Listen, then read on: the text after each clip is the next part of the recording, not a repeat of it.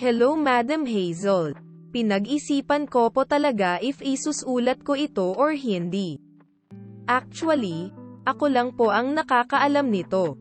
Based po sa experience ko about sa sex. Bata pa lang ako, nang iniwan ako ng real father ko.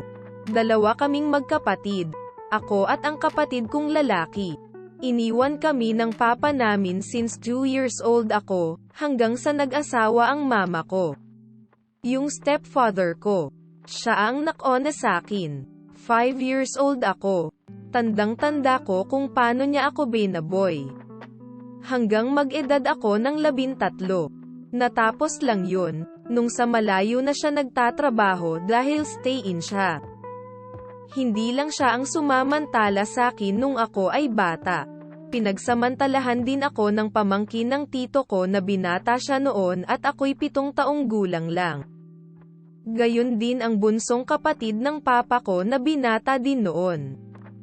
Bata pa lang ako ay ranes ko sa kanila ang sakit ngunit wala akong magawa dahil lagi nila akong tinatakot na papatayin nila ako at ang mama ko.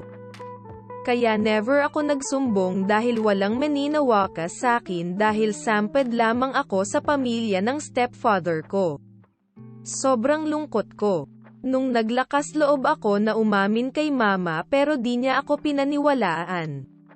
Hanggang sa nagrebelde ako, at hinanap ko ang gusto ko sa edad na 14 na ay natuto na akong magbisyo alak at sigarilyo. Gabi-gabing makikitambay sa barkada. Hanggang sa nakilala ko si Benj, sinabi ko sa kanya ang lahat-lahat pinaniwalaan niya ako. Masaya ako na may first taong naniwala sa akin.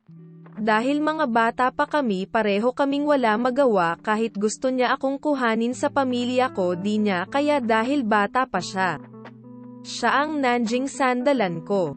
At iba siya sa lahat dahil di niya pinagsamantalahan ang kahinaan ko ni respeto niya ako kahit sobrang kapusukan ng mga panahon at edad namin.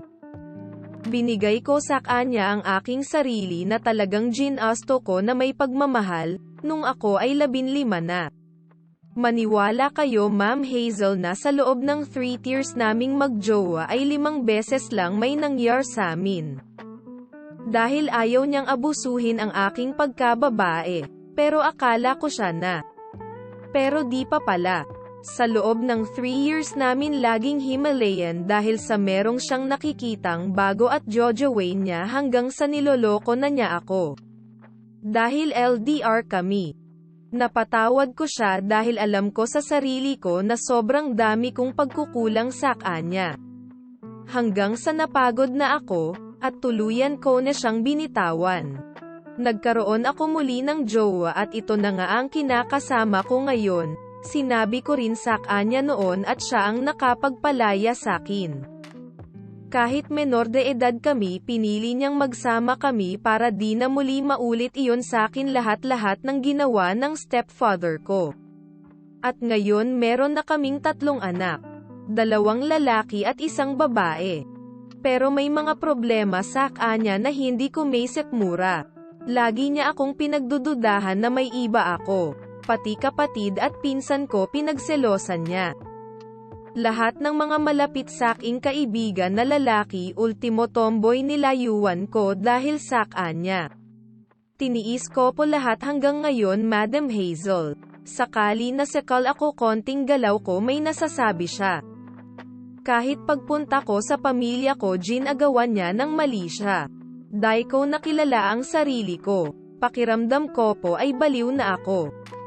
Samut siyang emosyon ang naranasan ko sa kanya na puno ako ng galit, puot at sakit. Pero dahil ko siya magawaf iwan dahil sa mga anak namin. Lalo pat may babae kami. Natatakot ako maiwan at makahanap muli ng bago. Dahil baka maranasan ng anak ko lahat ng pinagdaanan ko. Sobrang punong-puno ako ng trauma sa katawan. Madalas ko na iniisip na magpakamatay na lang. Sobrang pagod na po ako madam sobrang malas ng buhay ko. Gusto mo din bang i-share ang kwento mo? Mag-PM ka lang sa Facebook page na Kwento Mo kay Hazel. Salamat sa panonood.